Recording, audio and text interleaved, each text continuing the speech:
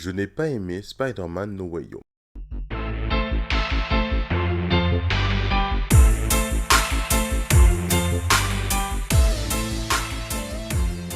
Salut les amis, j'espère que vous allez bien. Voilà la toute première vraie vidéo de la chaîne du Geek Solitaire et on va parler aujourd'hui de Spider-Man No Way Home. Étant né dans les années 90, j'ai grandi avec le Spider-Man de Tobey Maguire. J'ai aimé sa version, ses combats. Comme beaucoup, je suis tombé amoureux du combat Spider-Man Octopus dans le 2 et j'ai bien aimé le 3 même si c'est pas le meilleur, mais avec du recul, il est bien meilleur que le film dont je vais vous parler aujourd'hui. J'ai également adoré la version de Andrew Garfield, plus jeune, plus moderne, et Donald Renew en VF pour accompagner tout ça, la petite cerise sur le gâteau. C'était du grand spectacle. Oui, j'ai adoré Amazing Spider-Man 2. Le combat avec Electro, le son, la musique, les lumières, c'est juste incroyable. Et puis arrive Captain America Civil War et Marvel qui conclut définitivement le Spider-Man de Andrew Garfield au profit du Spider-Man de Tom Holland. La suite, vous la connaissez. En 2017 sort Homecoming. Sympa, sans prise de tête, c'est pas le pire du MCU, mais c'est loin d'être le meilleur aussi. Mais il fait son taf malgré tout. Ensuite arrive Far From Home. Perso, c'est mon favori de la trilogie.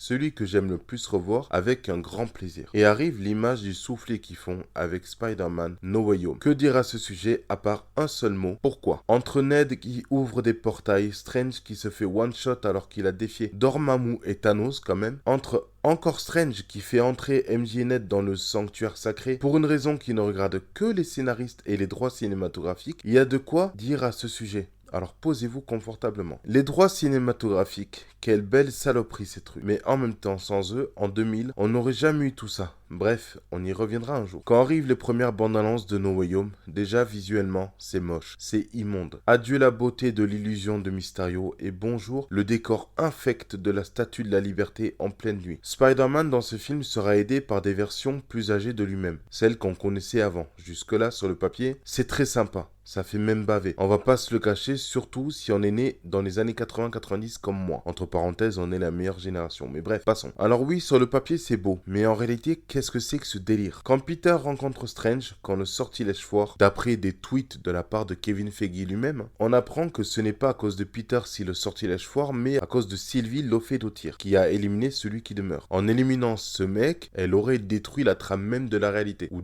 plutôt de l'éternel fut temporel. Et ça avait été acté. Cependant, cet impact n'a eu lieu que dans No Way Home. Ce n'est pas à cause de Sylvie si le sortilège foire, mais c'est à cause de Peter. Ensuite, quand les méchants débarquent, Strange décide que c'est Spider-Man qui doit s'en charger. Dixit le mec qui a défié une entité dimensionnelle. Strange peut clairement se charger de tous les ramener chez eux, mais la raison est toute trouvée. S'il ne le fait pas, c'est parce que c'est un film Spider-Man et non un film Doctor Strange. Ensuite, Peter lui dit qu'il va avoir besoin d'aide pour ça. Là, tu te dis, ouais, trop bien, il va y avoir Captain America ou un autre super-héros, peu importe. Certains ont même pensé à un moment qu'il y aurait Daredevil.